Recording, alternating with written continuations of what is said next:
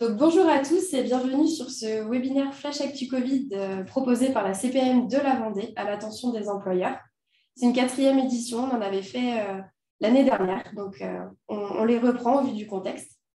Donc, ce webinaire sera animé par Charline Palvado, qui est conseillère informatique et services auprès des employeurs, ainsi que Hélène Maudry, qui est également conseillère et qui sera présente pour co-animer ce webinaire.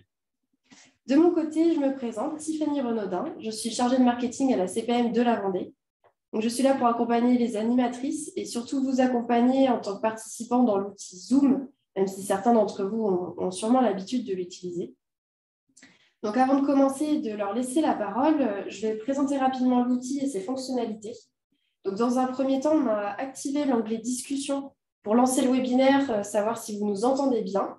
Mais je vais le désactiver puisque il nous servira à vous envoyer les liens utiles. Vous, pour poser vos questions, vous avez à votre disposition l'onglet Q&R, donc questions et réponses, qui est très pratique pour nous pour gérer le flux de questions qui peut être important, car on a eu plus de 300 inscrits.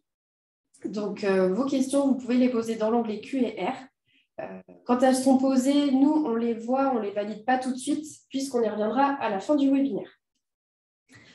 On aura un temps dédié de questions-réponses à la fin, mais peut-être qu'on pourra vous apporter certaines réponses par écrit. Donc, dans le chat, il y aura également Hélène pour m'accompagner. Dans le formulaire d'inscription, on vous a demandé si vous avez des questions. Il y en a eu, donc c'est intégré au support de présentation, ou alors on y reviendra à la fin du webinaire. Donc, avant de vous laisser la main à ma collègue, je vous précise juste qu'un replay vous sera proposé et le support sera envoyé par mail. C'est pour ça qu'on enregistre le webinaire. Donc, je laisse la main à ma collègue Charline Palvado pour lancer ce webinaire. Bonjour à tous, donc, je suis Charline Palvado. Mon travail au quotidien, c'est de vous accompagner, vous, dans vos démarches et vos déclarations vers l'assurance maladie. Et aujourd'hui, nous allons vous présenter le nouveau dispositif Covid pour les entreprises.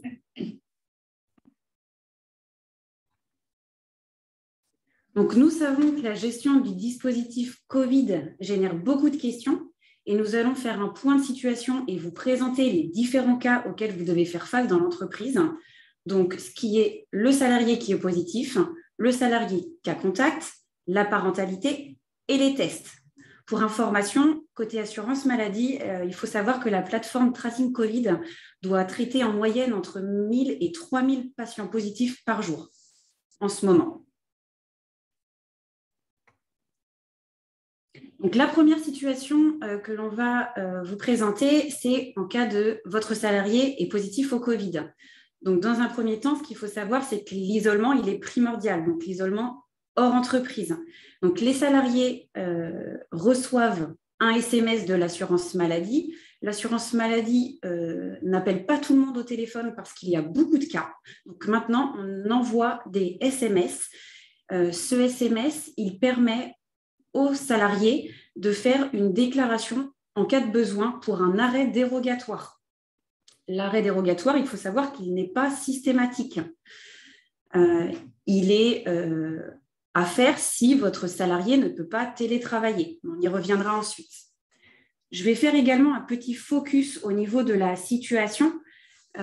Pour une situation particulière, c'est la situation pour les personnels des établissements de santé et les personnels des établissements et services médico-sociaux pour lesquels il n'y a pas d'isolement.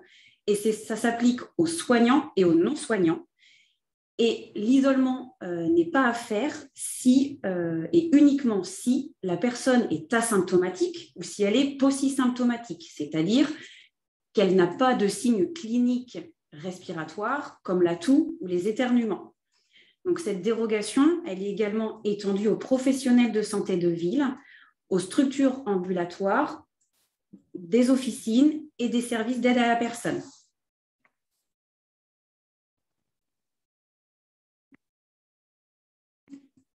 Comme je le disais, l'arrêt dérogatoire, il n'est pas nécessaire tout le temps. Il est nécessaire que si le salarié ne peut vraiment pas télétravailler.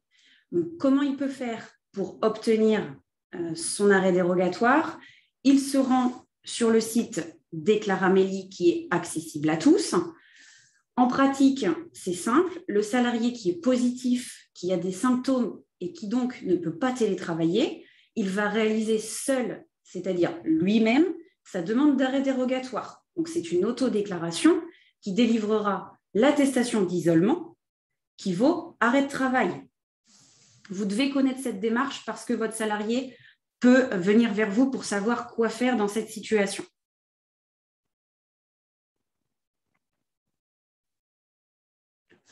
Donc, comme je vous disais, le télétravail, c'est le premier réflexe à adopter, mais l'état de santé de votre salarié est bien sûr prioritaire.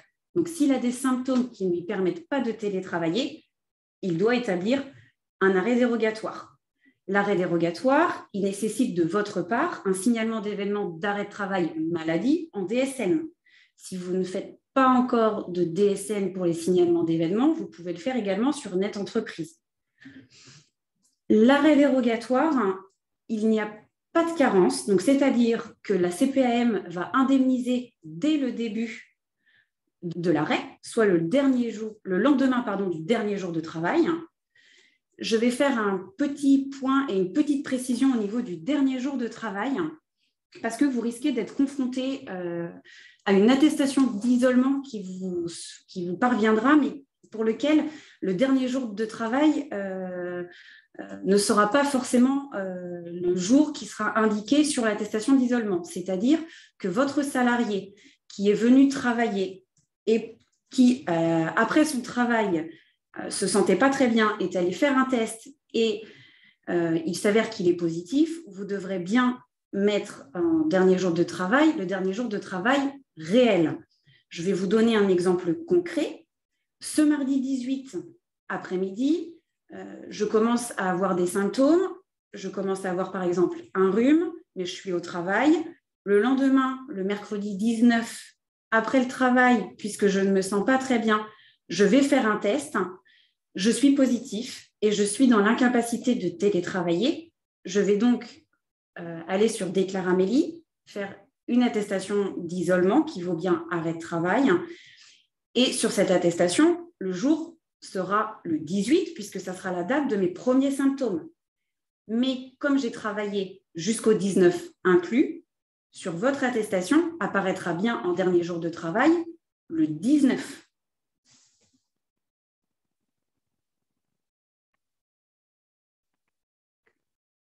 Donc, on vient de voir les démarches qui s'imposaient pour un cas positif. Maintenant, nous allons parler du cas contact. Donc, votre salarié est un cas contact vacciné, il va donc continuer à travailler, soit en télétravail qui est à prioriser si c'est possible, sinon il peut travailler au sein de l'entreprise, mais avec des gestes barrières renforcés, c'est-à-dire pas de pause déjeuner, pas de pause avec ses collègues et le port du masque intérieur et extérieur. Le cas contact qui est non vacciné doit s'isoler immédiatement et télétravailler dans la mesure du possible. Si son activité elle n'est pas télétravaillable, il devra avoir un arrêt dérogatoire de 7 jours.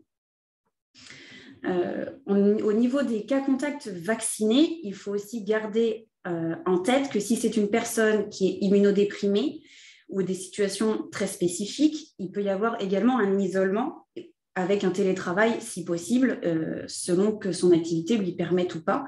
Et si son activité ne lui permet pas, il peut avoir à titre exceptionnel un arrêt dérogatoire. Donc, vous n'avez pas besoin de connaître en amont le statut vaccinal de votre salarié. C'est l'attestation d'isolement qui va vous donner, qui vous dira le nombre de jours qu'il devra s'isoler ou non en fonction du télétravail possible ou pas. Vous n'avez pas besoin de connaître son statut vaccinal.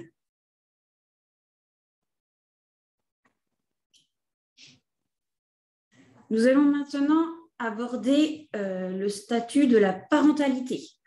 Il y a une question qu'il faut se poser, c'est l'enfant va-t-il à l'école aujourd'hui? Si l'enfant va à l'école aujourd'hui, le salarié, il va au travail ou en télétravail selon ce que vous appliquez en entreprise. Sinon, il sera en activité partielle. L'arrêt dérogatoire, il est valable que si son enfant est positif au Covid. Ce dispositif, il s'applique uniquement à un seul des deux parents. Quand on parle d'école, il faut savoir que pour la crèche, c'est identique. C'est le même système qui s'applique.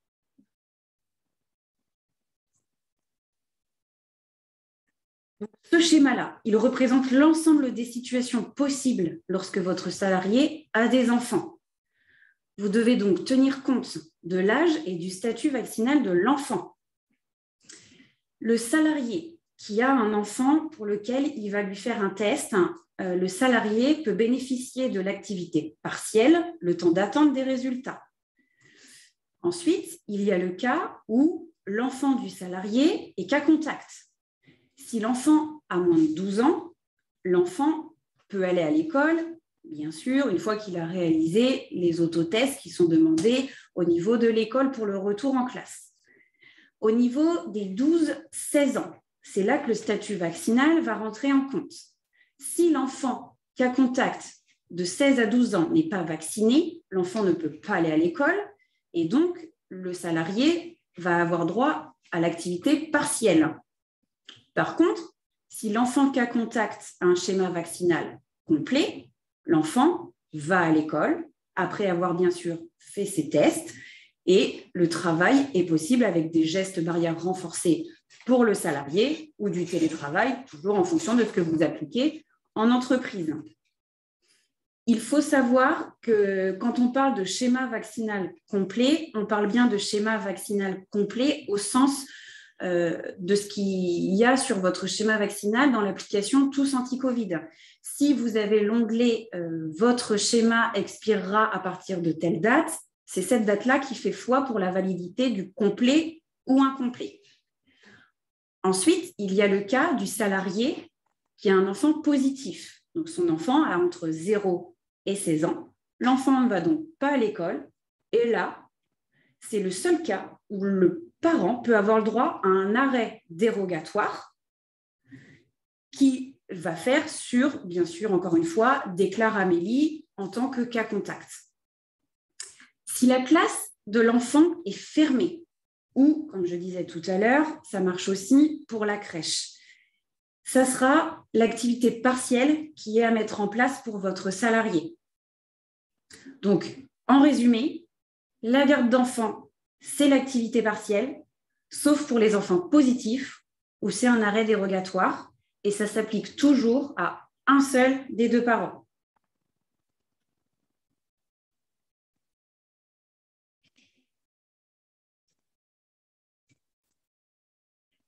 Si le salarié, ensuite, il a des symptômes et qu'il doit se tester, il doit le faire sans délai. Et s'il ne peut pas télétravailler, il pourra bénéficier d'un arrêt le jour du test et plus au besoin en fonction jusqu'à l'obtention en fait, du résultat de son test. S'il doit voir son médecin, ce qu'il faut se dire, c'est qu'il faut favoriser la téléconsultation, puisqu'en effet, s'il a des symptômes, il est potentiellement positif et ça ne vaut pas le coup qu'il aille contaminer d'autres personnes dans le cabinet. Donc, il est primordial d'insister sur la téléconsultation pour vos salariés s'ils vous disent qu'ils veulent aller voir leur médecin. S'ils font un test, un autotest ou qu'ils ont des symptômes, pour avoir droit à cet arrêt dérogatoire, encore une fois, ils vont sur Déclare Amélie, ils choisissent qu'ils ont des symptômes ou qu'ils ont fait un autotest.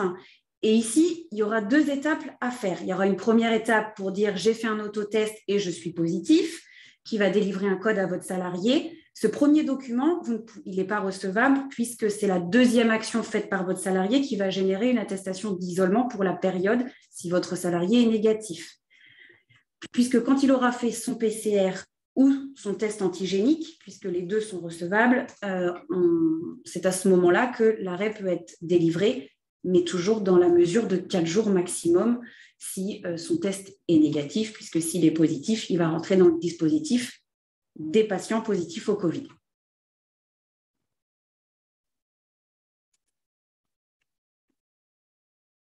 Mieux tester pour favoriser la reprise en entreprise.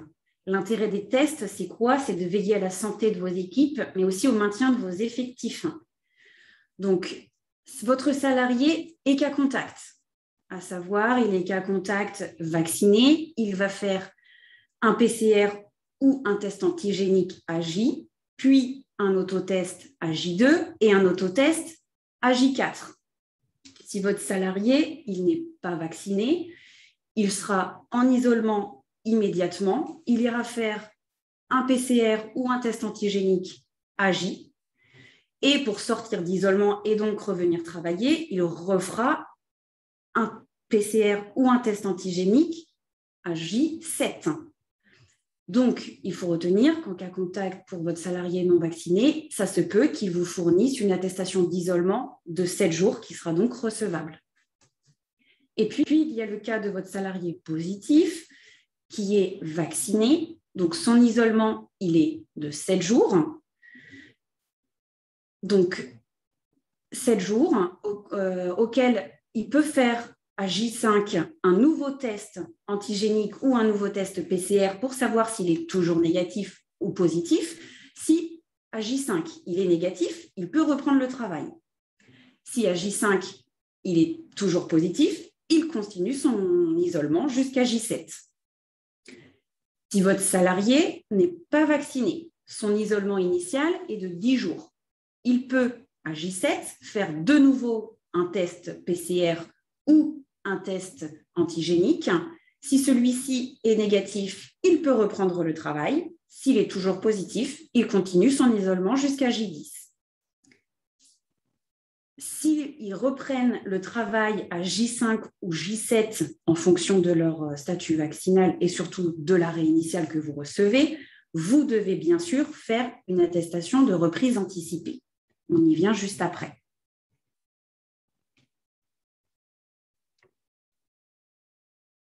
La reprise anticipée du travail, c'est-à-dire vous devez établir un nouveau signalement d'événement dans votre logiciel en DSN ou sur NetEntreprise si vous ne faites pas les signalements d'événements en DSN. Donc, le salarié reprend le travail plus tôt, donc comme je le disais, soit à J5, soit à J7, selon l'arrêt initial.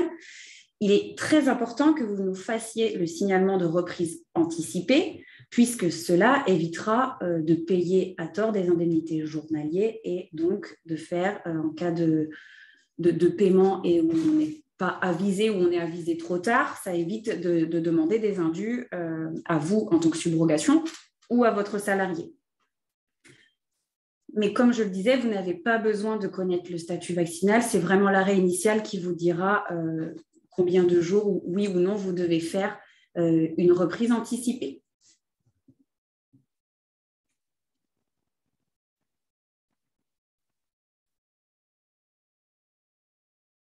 Donc, la présentation, c'est une synthèse pour faciliter la compréhension du dispositif, mais il ne faut pas oublier que ça peut être amené à évoluer en permanence.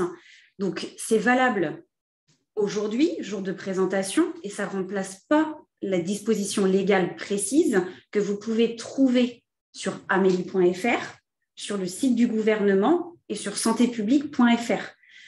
Donc, je vous remercie de l'attention et nous allons maintenant répondre à vos questions avec ma collègue Hélène. Ça se fera en 2 temps. On va peut-être aussi voir les questions que vous nous aviez envoyées en amont du webinaire et les questions qui sont arrivées au fur et à mesure de ce webinaire. Hélène, je te laisse la parole. Effectivement, nous avons reçu pendant ta présentation, Charline, quelques questions de participants. Pour certaines, ne soyez pas surpris, nous n'y répondrons pas forcément maintenant puisque dans le déroulé de la présentation, la réponse a pu être apportée. Pour d'autres, nous allons y revenir. Et puis, s'il y a redite, c'est peut-être pas très grave de faire un rappel. Je vais les prendre dans l'ordre, ça va être plus simple.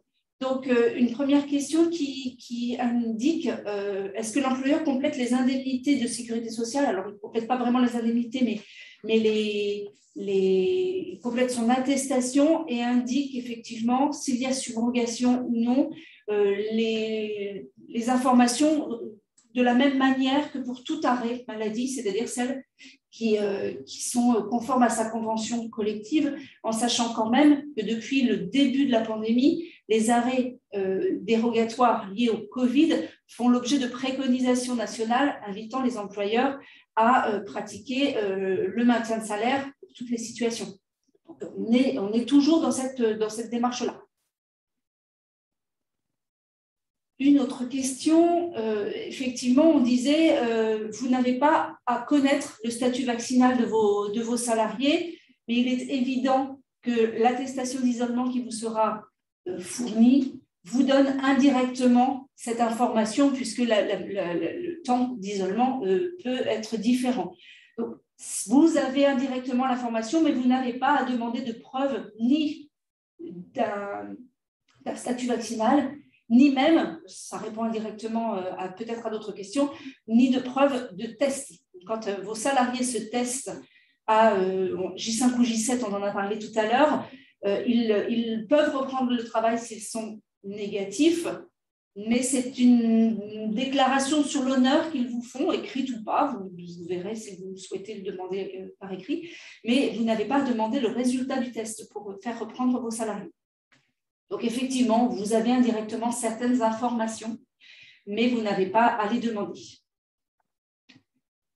Nous avons au moins une question liée à la fermeture des classes. Charline, je vais te laisser y répondre.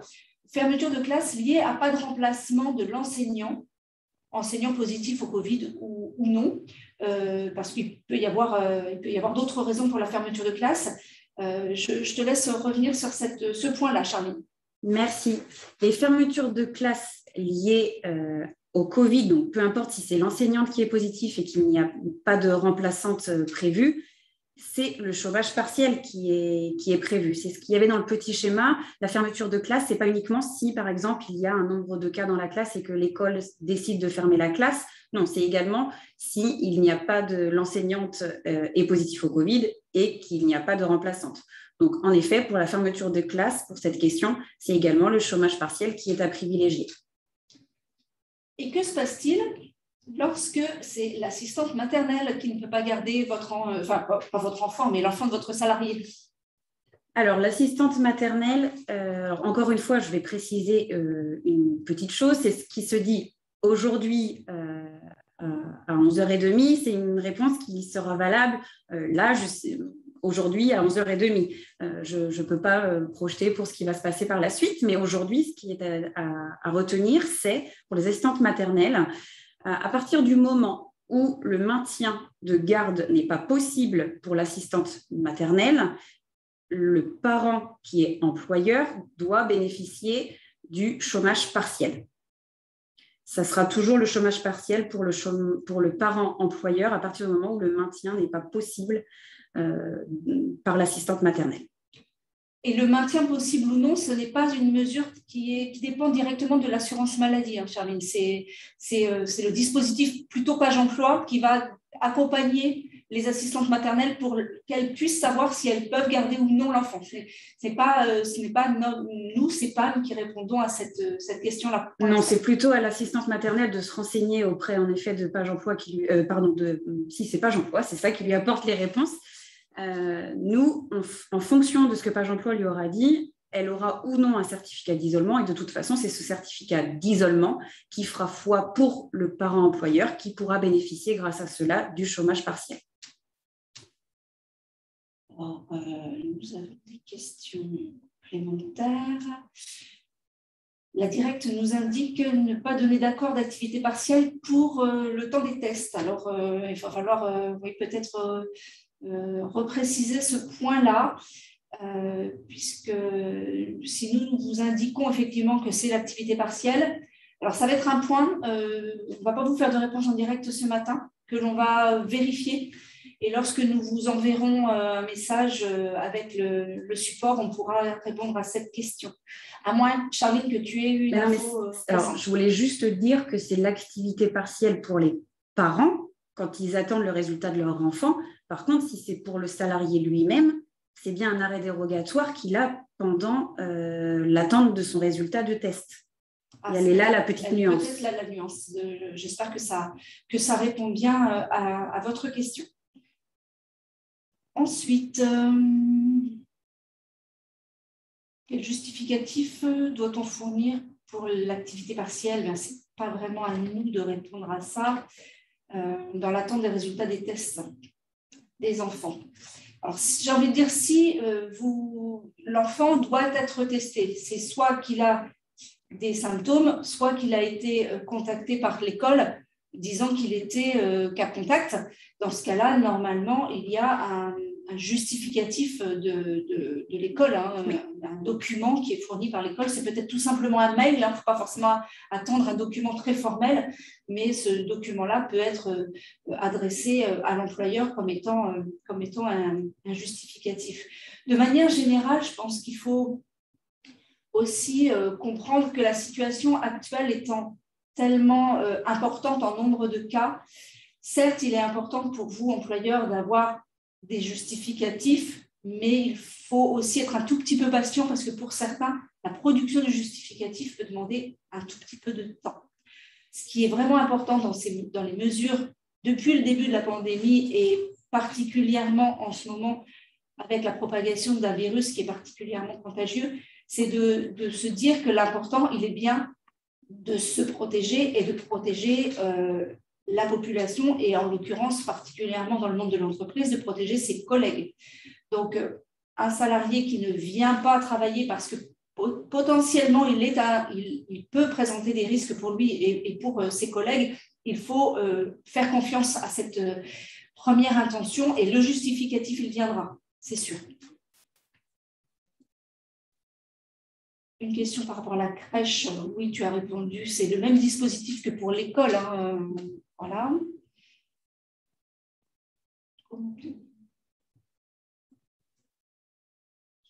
Comment obtenir le certificat de rétablissement pour un enfant ayant eu le Covid et qui n'est pas vacciné afin d'avoir une seule dose de vaccin?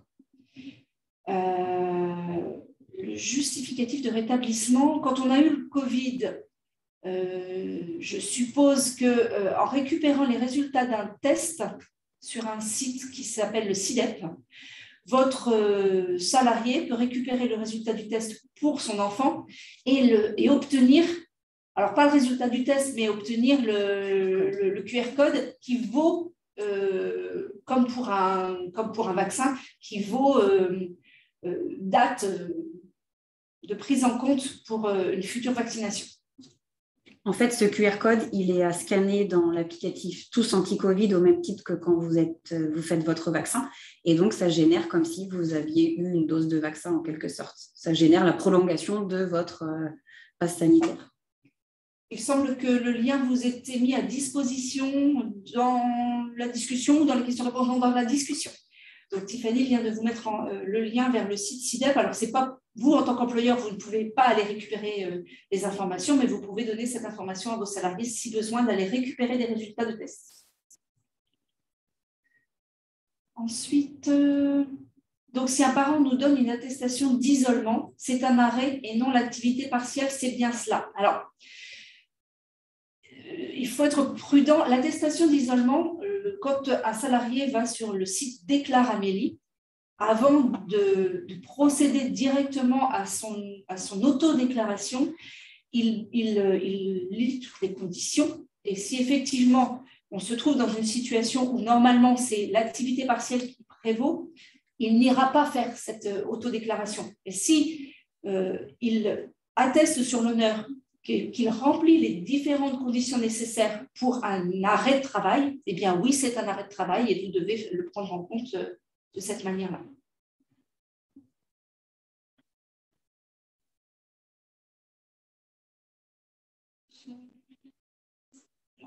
Encore pas mal de questions sur l'activité partielle. Alors, l'activité partielle, sur les conditions de l'activité partielle, ça ne dépend pas de ce dispositif de l'assurance maladie. Nous, on intervient plutôt justement quand ce n'est pas l'activité partielle, mais l'arrêt dérogatoire. Donc, c'est toujours un petit peu compliqué de répondre aux questions sur l'activité partielle. Moi, je vous invite plutôt à vous rapprocher de la dette anciennement directe pour avoir les éléments de conditions liées à l'activité partielle. Donc, je ne vais pas répondre directement à ces questions-là. Tout ce qui est lié vraiment à l'activité partielle, on ne va pas y répondre ce matin. Ce sont des questions qui relèvent de la direction du travail. Assistante maternelle. On a répondu. Si un salarié... Zut, j'ai perdu la question. Si un salarié est positif et qu'il refait un test au bout de 7 jours, qui s'avère être également positif et qu'il est en forme, peut-il revenir au travail? Non. C'est le test négatif qui autorise à revenir au travail. Parce qu'on peut être en forme au bout de 7 jours, on peut être aussi en forme tout le temps de la positivité du test. Il y a des personnes qui sont positives au Covid, qui l'apprennent parce que, étant cas contact, par exemple, elles doivent faire un test. Elles font un test et sont très surprises du résultat parce qu'elles n'ont absolument aucun symptôme. Pour autant, elles sont quand même contagieuses. Donc, tant que le test est positif, non, on ne revient pas. Elles s'isolent jusqu'à la fin de l'isolement prévu par l'attestation initiale. Ensuite, question très, très spécifique. Je crains de ne pas pouvoir y répondre en direct parce qu'il y a beaucoup de dates. C'est la question liée à un salarié qui est en arrêt, qui est le mari aussi, les enfants cas contact. Nous répondrons directement, la personne qui a posé cette question, nous vous enverrons un mail. Éventuellement, si on estime que cette situation a un intérêt pour tous, on mettra l'information dans le mail à tous. Sinon, si c'est vraiment très, très spécifique, on ne répondra qu'à la personne qui a posé la question, mais on le fera dans un second temps. Parce que ce matin, ça me paraît un petit peu complexe pour y répondre comme ça en direct. Quel traitement pour un enfant positif pendant les vacances scolaires? Charline, est-ce que tu peux répondre? On n'est pas dans le cas de l'enfant qui effectivement ne peut pas, qui ne peut pas aller à l'école du fait qu'il est positif.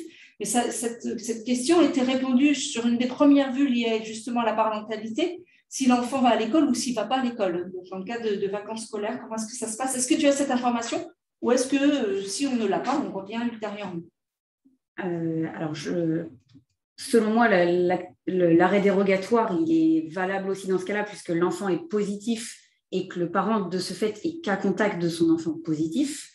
Maintenant, le fait des vacances scolaires, je ne pense pas qu'il y ait un impact, mais on pourra rechercher de notre côté et revenir quand même vers vous pour être sûr de cela. Ce qui compte là, c'est de se dire l'enfant se retrouve en situation d'isolement et s'il est en âge de ne pas pouvoir se garder tout seul, effectivement, ou si même il peut être plus grand, mais avoir des symptômes qui font qu'il y a nécessité d'une surveillance parentale, le dispositif expliqué tout à l'heure s'applique. Ensuite,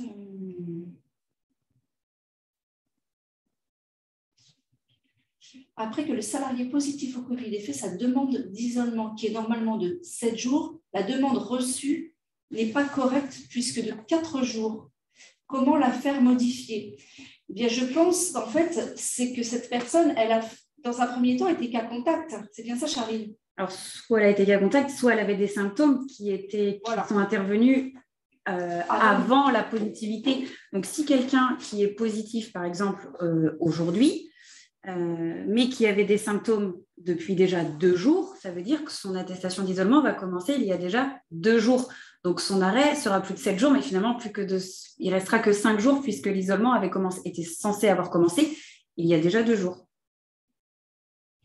Après, peut-être aussi cette situation peut s'appliquer sur les personnes, je ne me souviens plus de quel déclare Amélie il s'agit, mais celui qui isole 4 jours en attendant la phase 2, au bout de laquelle, quand on a reçu les résultats de son test, on complète et éventuellement, ça prolonge l'arrêt. C'est bien ça?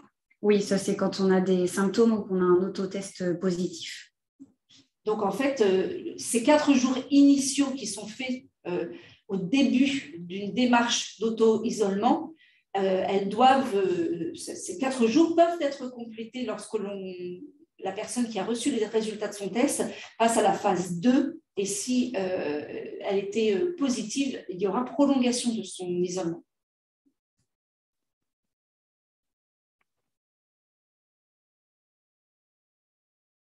Lorsqu'on dit ces principes s'appliquent-ils à toutes les caisses de maladie? Alors, nous sommes caisse primaire d'assurance maladie.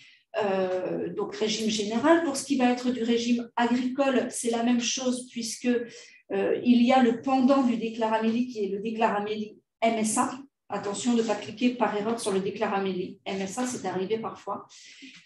Pour ce qui est des autres régimes, j'ai envie de dire que l'arrêt s'applique en fonction des règles habituellement appliquées sur les arrêts maladie.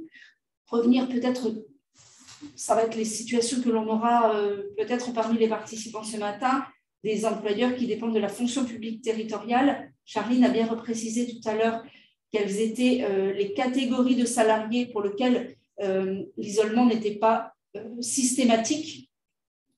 En revanche, pour les autres catégories de salariés, je pense aux mairies, aux collectivités, communautés de communes et autres, quand on n'est pas dans la catégorie du personnel soignant ou en contact avec des personnes dans des établissements de santé, ce sont les mêmes règles qui s'appliquent, c'est-à-dire que les salariés qui dépendent du régime général peuvent être en arrêt maladie indemnisés par l'assurance maladie, la CPM. Pour les titulaires, c'est le même dispositif que pour tout arrêt maladie, c'est-à-dire que ce n'est pas la CPM qui procède à l'indemnisation. Voilà pour ça. Salarié peut-il reprendre quand même après 7 jours, même s'il est encore positif, car apparemment il peut l'être assez longtemps après le premier test. Alors, la très grande majorité des cas font qu'après 7 jours, on n'est plus positif.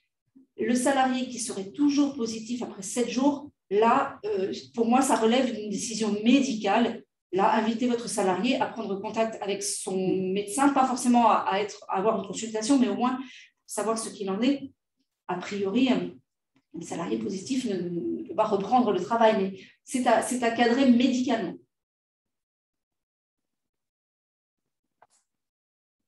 Alors, d'autres questions? La quarantaine suite à un arrêté préfectoral, j'avoue que nous n'avons aucune information à ce sujet-là. Ce ne sont pas des situations assurance maladie, donc je ne peux pas y répondre. Certains de nos travailleurs intérimaires indiquent ne pas recevoir de SMS, même en cas de Covid+. Alors, on vous indiquait tout à l'heure effectivement qu'il y avait beaucoup de situations actuellement. Pour recevoir un SMS, il faut que dans nos bases, nous ayons connaissance du numéro de téléphone du salarié. Parfois, il n'y a pas. Donc, si on n'a pas le numéro de téléphone portable, ça nécessiterait un appel et en ce moment, c'est compliqué. Ce qu'il faut bien se dire, c'est qu'un salarié qui est positif peut faire sa démarche lui-même sans attendre de recevoir le SMS. Tu me confirmes bien, Charlie? Oui. Donc, auto-déclaration sur déclare Amélie.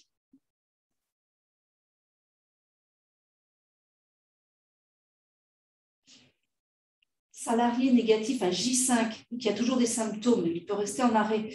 Alors, s'il a des symptômes effectivement qui sont gênants, ça peut être une très grande fatigabilité ou il tousse encore, eh bien oui, il peut aller jusqu'au bout de son arrêt de travail. À partir du moment où on a des symptômes, ça justifie de prolonger médicalement. Tout dépend de la gravité de ces symptômes, effectivement, mais quand c'est possible, privilégier le télétravail pour ces situations-là, si la personne est en capacité de télétravailler. Si elle a des symptômes qui font qu'elle n'est pas suffisamment en forme pour télétravailler, ça restera toujours la règle. Bien sûr, on privilégie le télétravail dès qu'il est possible, mais une personne qui a des symptômes et qui est malade, c'est normal qu'elle soit arrêtée. Donc, l'attestation d'isolement, pas de carence. Et arrêt de travail, on applique bien la carence. Je ne comprends pas bien la question. L'arrêt de travail dit dérogatoire qui est applicable avec l'attestation d'isolement, c'est bien un arrêt sans carence. Pouvez-vous réexpliquer le cas des arrêts de travail pour les personnes qui ont travaillé et qui sont testées positifs? Tu peux revenir sur cette situation, Charline? Je peux. Si aujourd'hui, jeudi, j'ai travaillé, demain, vendredi, j'ai travaillé, mais déjà hier, je commençais à ne pas être très en forme, donc apparition de mes premiers symptômes potentiellement liés au Covid. Ce week-end, je fais un test pour être sûre et mon test est positif. Je vais indiquer ce que je vais me déclarer sur Déclare Amélie. Je vais me déclarer positif. On va me demander la date de mes premiers symptômes, si j'en ai. Donc, mes premiers symptômes, c'était bien jeudi. Donc, on va partir du principe que l'arrêt de travail va commencer au jeudi. Donc, en soi, l'arrêt sera le jeudi, vendredi, samedi, dimanche, lundi, mardi et mercredi. Sachant que votre salarié aura bien travaillé le jeudi et vendredi. Ça fait qu'il ne reste plus que 5 jours sur l'arrêt. Et comme il a bien travaillé jeudi, vendredi, vous allez bien mettre en dernier jour de travail le vendredi, parce qu'il a travaillé, même si l'attestation d'isolement commence au jeudi. Ce qui peut-être vous pose problème, c'est cette sorte de dérogation à la règle que l'on vous susurre à l'oreille, voire que l'on matraque à coups de newsletter ou de mail, de rappel. Le dernier jour de travail est par principe la veille de l'arrêt. Oui, et par principe la veille de l'arrêt, sauf que là, ce qui est demandé au salarié, ce n'est pas de dire quand est-ce qu'il s'est arrêté de travailler. Lui, il répond à la question quand ont commencé vos symptômes ou à quelle date avez-vous fait un test positif. Parce que cette nécessité de s'isoler pendant 7 jours, elle démarre à cette date-là, le début des symptômes et le début ou le test, quand il n'y a pas de symptômes. Donc, c'est important que lui réponde réellement à cette question-là. Mes symptômes ont commencé mardi, donc isolement de 7 jours à compter de mardi. Vous, employeur, vous avez une attestation d'isolement, donc vous pourriez vous dire « Ah ben c'est un arrêt de travail, donc je mets dernier jour de travail lundi, la veille, comme on me dit toujours. » Certes, mais c'est la veille ou le dernier jour de travail réel si la personne, elle a travaillé. Donc là, en l'occurrence, si les symptômes ont débuté mardi, mais qu'il n'a fait son test qu'aujourd'hui et que donc il s'est isolé il s'isole à partir de demain, enfin, voilà, vous mettrez la date de dernier jour de travail réel. D'accord? J'espère que c'est bien clair pour vous. Ce n'est pas toujours évident.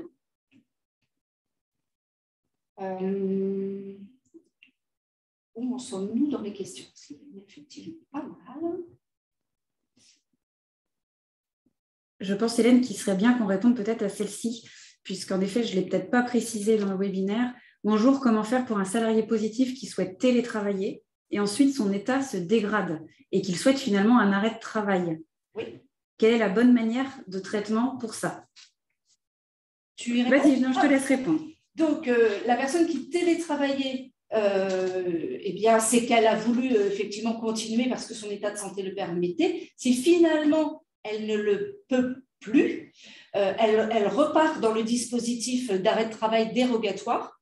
Elle indiquera, de la même manière que ce que je viens de vous indiquer, la date de début de ses symptômes. Donc, l'isolement sera sur l'attestation je ne sais pas si on dit rétroactif, enfin, avec une date antérieure à la date du jour. Oui, c'est ça, rétroactif.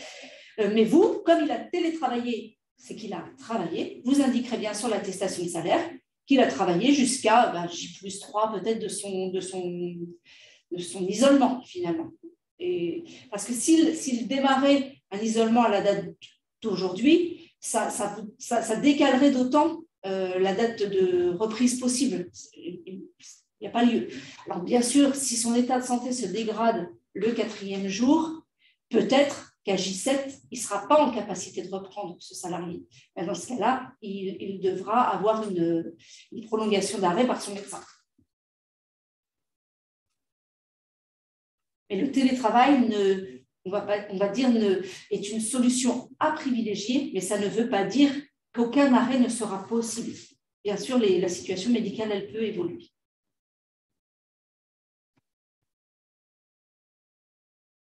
Je vais répondre à une petite question le temps que tu en prépares une autre. Il y avait une question sur un salarié ayant un enfant positif au Covid sur Déclare Amélie. Quel motif doit-il prendre? Parce que lorsque l'on met garde d'enfant, il est demandé de contacter l'employeur pour l'activité partielle. En effet, c'est ce que je disais tout à l'heure, comme c'est un arrêt dérogatoire et que c'est le seul motif pour lequel il y a un arrêt dérogatoire quand l'enfant est positif au Covid, il faut bien que le salarié choisisse, déclare, Amélie, cas contact. C'est le seul, uniquement ce cas-là qu'il pourra aller en tant que cas contact faire cette démarche-là, parce que si, par exemple, le parent est vacciné, il n'y a pas d'arrêt pour cas contact, mais quand l'enfant est positif, c'est bien un nota bene qui est bien noté sur Déclare Amélie quand le salarié y va. S'il a bien son enfant qui est positif, il prend Déclare Amélie cas contact.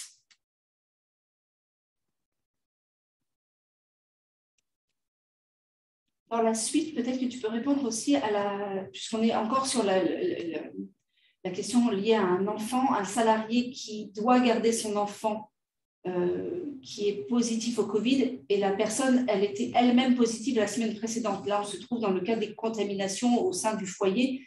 Je pense que vous avez dû rencontrer ces cas-là fréquemment. La personne, elle était en arrêt parce qu'elle était positive et la semaine suivante, où elle aurait dû reprendre, c'est son enfant qui est positif et elle doit le garder. Quel est le dispositif à mettre en œuvre ?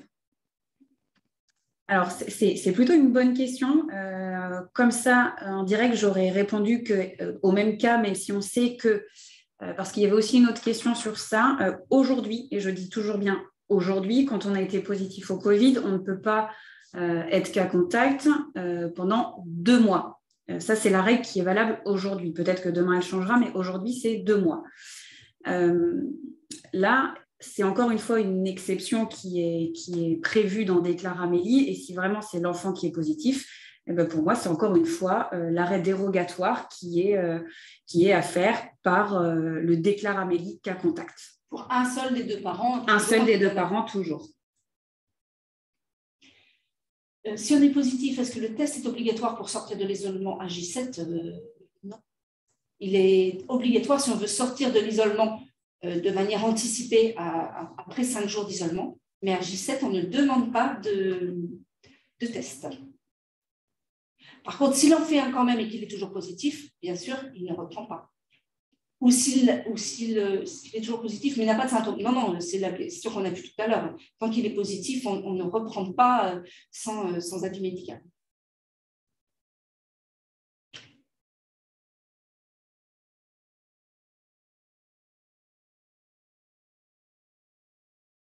Il y a une question liée au congé paternité. On ne va pas y répondre en direct parce que c'est très spécifique.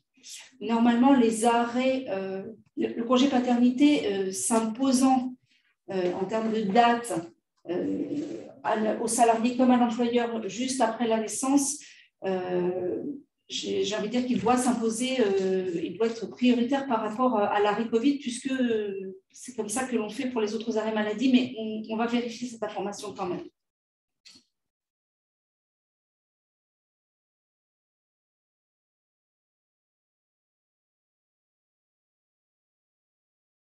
Il y a orientation vers activité partielle alors qu'il y aurait pu y avoir arrêt dérogatoire. Est-ce qu'on peut revenir en arrière?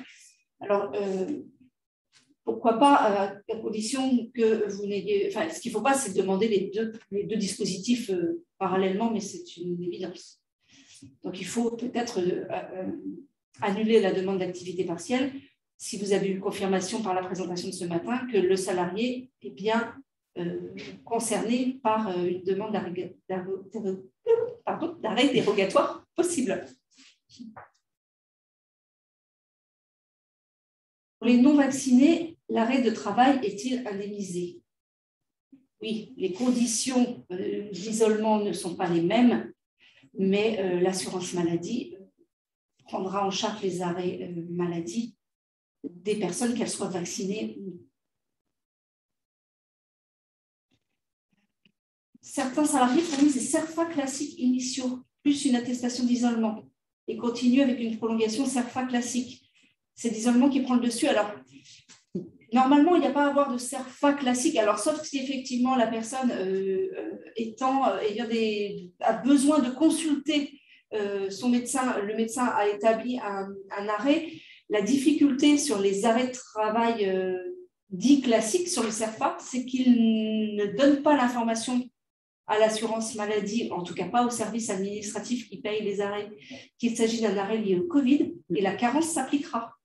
Donc, s'il y a attestation d'isolement, c'est plutôt l'attestation d'isolement qu'il faut fournir pour que soient réglées correctement les indemnités journalières. Je crois qu'on est en train de dépasser le temps qui était imparti. Si vous le souhaitez, ceux qui peuvent rester présents, on va continuer encore pendant quelques minutes à répondre à vos questions. Si d'autres avaient des impératifs, nous prendrons si vous quittez la séance maintenant et nous vous souhaitons une bonne journée. On va continuer à répondre à quelques questions. Aussi, oui. Je précise, pour ceux qui doivent partir, qui ont un impératif, n'hésitez pas à poser votre question dans l'onglet, puisque là, vu la quantité, je pense que de toute façon, là, ça fera l'objet d'un traitement aussi après le webinaire. On va en prendre encore quelques-unes. Mais si vous avez une question, n'hésitez pas à la poser. On a la possibilité de les récupérer.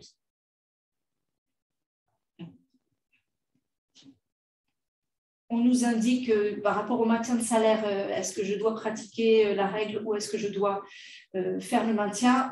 Là, rapprochez-vous plutôt de vos instances, on va dire, sur le maintien de salaire, parce que certes, il y a des préconisations, mais qui ne relèvent pas directement de l'assurance maladie. Les salariés peuvent-ils faire une attestation d'isolement sur simple envie de ne pas aller travailler? Alors, ils peuvent le faire. Techniquement, il n'y a pas grand-chose qui les empêche de le faire. En revanche, il y a quand même des croisements au sein de l'assurance maladie avec les fichiers de tests Covid et particulièrement pour les cas contacts. On n'a pas répondu à cette question. C'était une des questions qui avait été posée en amont. C'était comment récupérer rapidement l'attestation d'isolement. Pour ce qui est des personnes positives, c'est un téléchargement direct avec peut-être plusieurs phases, mais c'est un téléchargement direct. Pour les personnes qui s'autodéclarent en isolement parce que cas contact, c'est une information, c'est une demande d'isolement qui parvient à l'assurance maladie qui confirmera et adressera elle-même aux salariés l'attestation d'isolement. Donc, soyez patient. Si votre salarié a son compte Amélie, le temps que l'on traite, nous, parce qu'on en a beaucoup, c'est ce qu'expliquait Charline en début de webinaire, on a tellement de situations que les délais de traitement se sont forcément un tout petit peu rallongés aussi sur la délivrance des attestations d'isolement. Donc, dépôt sur le compte Amélie, il faut bien que les personnes soient vigilantes et aillent le récupérer. Et pour celles qui n'ont pas le compte Amélie, c'est un envoi par courrier, donc ça peut demander jusqu'à 12 jours. Mais oui, il y a bien vérification.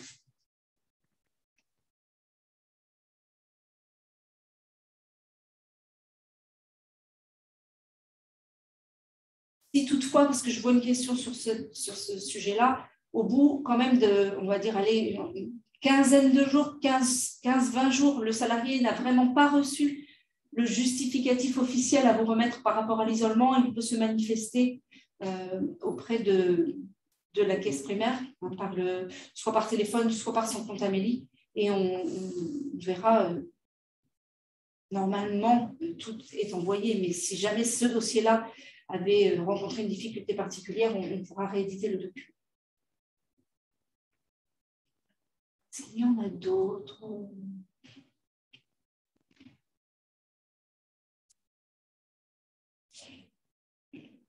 Donc, le cumul arrêt-isolement et arrêt de travail classique, hein, on reprend bien, on privilégie plutôt l'isolement, sauf si c'est l'arrêt de travail classique, entre guillemets, qui a été envoyé en premier, c'est lui qui va se plaquer dans nos bases. Et dans ce cas-là, l'injection de l'isolement ne pourra pas se faire. Donc, vraiment dire aux salariés de ne pas faire les deux démarches, c'est l'un ou c'est l'autre.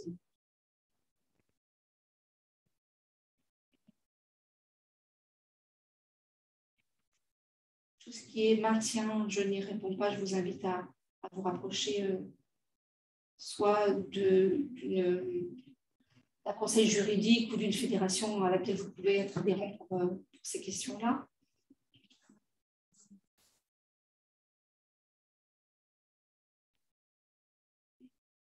Quel contact trop spécifique? On essaiera d'y répondre ultérieurement.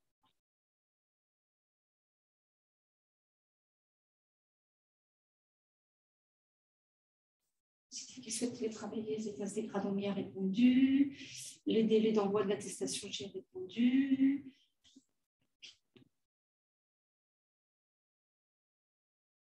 Pouvons-nous refuser un arrêt dérogatoire d'un salarié dont le poste est télétravaillable et que lui répondre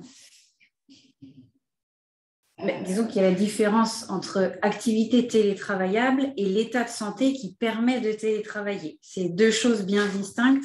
Ce n'est pas parce que le poste permet le télétravail que son état de santé va lui permettre de faire ses fonctions. Donc, si vous avez reçu un arrêt dérogatoire, eh bien, c'est une attestation sur l'honneur, puisque quand on va sur Déclare Amélie faire cet arrêt dérogatoire, c'est bien stipulé qu'on est dans l'incapacité de télétravailler. Donc, on doit faire confiance à son salarié, puisque en toute connaissance de cause, il a coché qu'il n'était pas en capacité de télétravailler.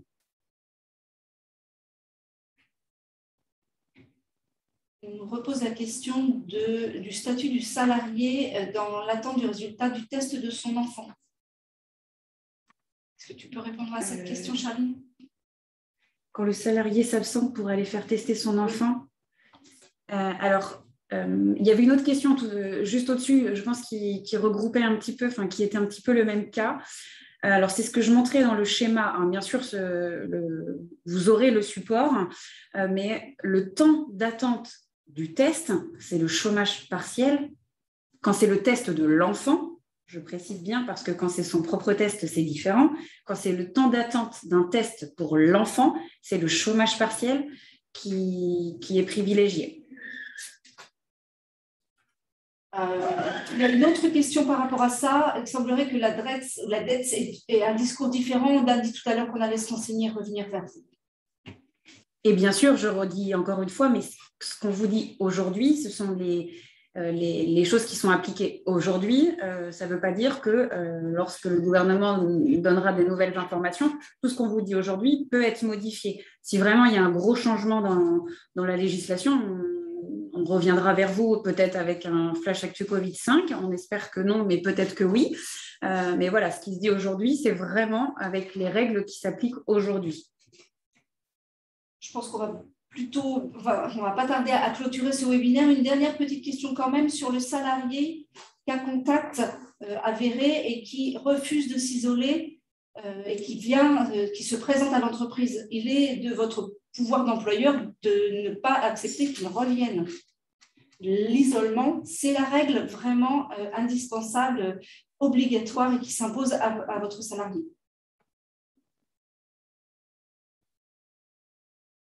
Voilà, pour les autres questions, on essaiera de les regrouper par thématique. On vous fera un retour dans un mail dans lequel on vous mettra également le support. On vous réindiquera comment accéder au replay. Vu la quantité importante de questions, je ne vous promets pas que ce sera fait cet après-midi, mais on va être le plus rapide possible.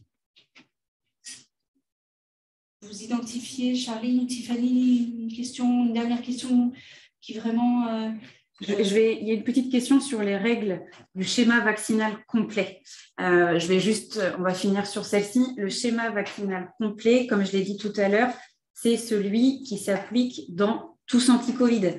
C'est-à-dire, si, quand vous allez sur Tous Anti-Covid, vous avez la notion de date d'expiration, c'est à cette date-là qu'on passera sur un schéma vaccinal incomplet. Tant que la date n'est pas expirée, on est bien sur un schéma vaccinal complet au titre de l'application Tous Anti-Covid. Est-ce que c'est bon ou tu… Écoutez, il est midi, on va s'arrêter là et reprendre. Nous avons encore accès à toutes les questions que vous avez posées. Nous allons les regrouper par thématique, comme je le disais tout à l'heure, et vous envoyer des réponses. On va le faire rapidement, tant que les réponses sont à jour. Voilà. Et puis, on en profite aussi. Donc, le replay et le support sera envoyé par mail, mais il sera également disponible sur mon portail employeur. On va lancer la communication de ce portail justement demain. Vous allez peut-être recevoir ce mail-là. Mon portail employeur regroupe différents sites utiles mais aussi inclut un espace webinaire où vous avez les dates des prochains webinaires à venir et aussi le lien vers les replays. Donc, on vous met le lien dans le chat, mais bien sûr, on le mettra dans le mail avec le replay. Bonne journée à tous. Bon courage pour les situations que vous avez à rencontrer. Et si vous avez une situation particulière avec un besoin d'accompagnement, sur le portail employeur dont vient de parler Charline, vous avez aussi le formulaire de contact. N'hésitez pas à l'utiliser. Il s'appelle IDEM. Et vous cochez la case, vous sélectionnez dans la liste déroulante l'assistance à la saisie en ligne et on essaiera de vous répondre de manière très rapide. Bonne journée à tous. Bonne journée. Au revoir. Au revoir.